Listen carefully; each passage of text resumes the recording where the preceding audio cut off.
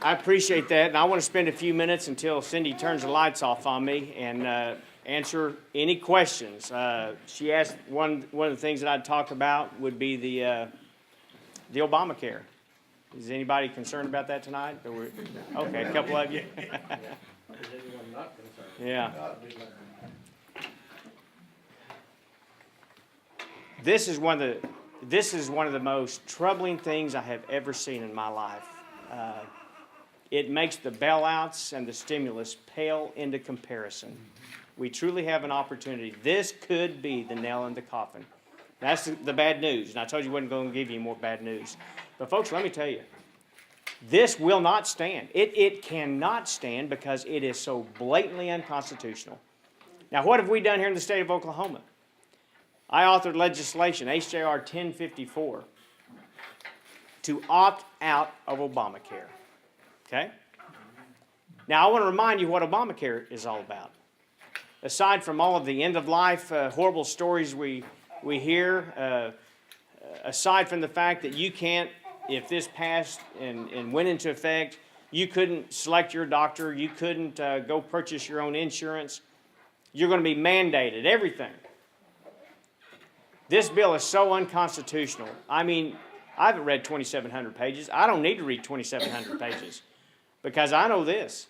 The federal government has no constitutional authority to tell you where to buy your insurance. Period. End of story. I don't care what's in the other 2,600 pages. That's in the first part of it. It is unconstitutional. It will not stand. So we have written legislation to opt out. And we have very explicit language in this Oklahoma constitutional amendment. You'll get to vote on it in November. Very explicit language that will protect you from any kind of fees or fines or taxes, and yes, even protect you from jail time if you don't purchase the Obamacare program. You will be immune from those federal problems. And again, it's unconstitutional. Now, how do I know we can do this? Can we truly opt out of it? I am asked that every single day. Can you really opt out? The answer is yes. Now, how do I know that? Well, I've read this little book right here. Obamacare is not in Article 1, Section 8. I've looked. It's not there. You know, our founding fathers, they were brilliant. They were absolutely, I believe they were divinely inspired. And our founding fathers gave the federal government, and you can find this in Article 1, Section 8, 18 very specific responsibilities, 18 very specific enumerated powers for Congress to work within.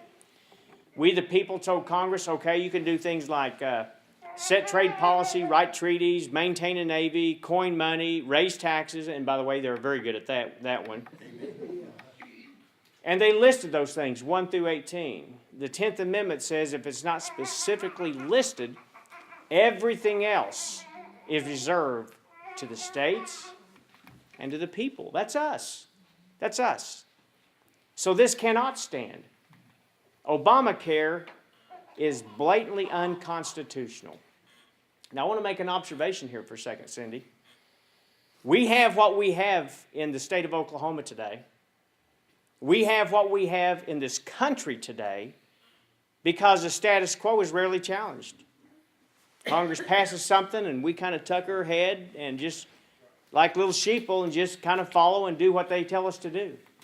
So we have what we have. Let me be very clear about something tonight. Not only will I challenge the status quo, I will be a danger to the status quo.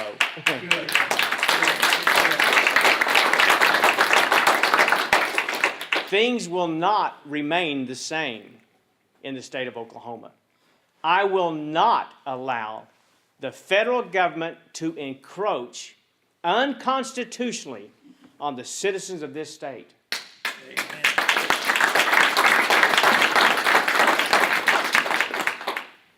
Now, I know when I'm elected governor, it's not going to be all gumdrops and lollipops. I get that. As a matter of fact, I suspect it will be a battle royale because every day I will challenge the federal government on your behalf. I will stand in the gap between what has gone from just an oppressive federal government to somewhat tyrannical federal government and the people of this state. And you know, it is so clear to me when I read the Constitution. When I'm sworn in, and when Senator Sykes was sworn in, we swore to uphold the Constitution, did we not? I didn't swear to uphold the latest Supreme Court decision. I didn't swear to uphold the latest good idea from a bureaucrat or a politician. I swore to uphold the Constitution of the United States. And so many of the laws, they're not even laws, they're unconstitutional acts. So many of those being pushed down from Congress today are so blatantly unconstitutional. I will challenge it and we will defeat it, just like we defeated the Real ID Act a few years ago. We opted out of that. It was unconstitutional. I wrote legislation. We opted out. Since that time, 37 other states have opted out of the Real ID Act because I stood on constitutional principles, even though I was threatened by Homeland Security on more than one occasion. So I'll be a danger to the status quo. We will challenge it on a regular basis, and the unconstitutional acts perpetrated on the citizens of Oklahoma will be a thing of the past if I have an opportunity to serve you in this office. Next question, I'll try and shorten my answers just a little bit, but that was an important one. Give me an easy one this time. Okay. Yes, ma'am. What is the Attorney General of our state going to do? On Obamacare? Yeah. Yeah, I've had some personal conversations with him. The last one was just 2 days ago. I don't think he's going to do anything as Attorney General.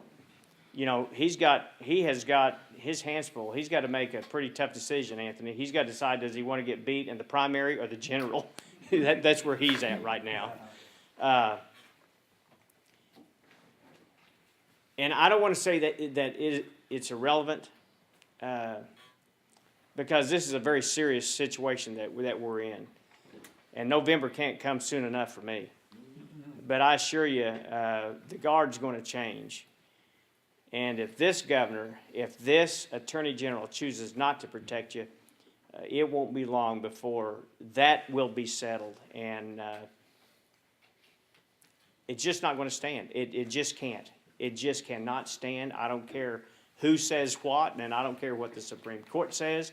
It is so blatantly unconstitutional. The right kind of leadership in the right place, standing up and doing the right thing because it's the right thing to do, I assure you will have a grand opportunity to protect what's ours.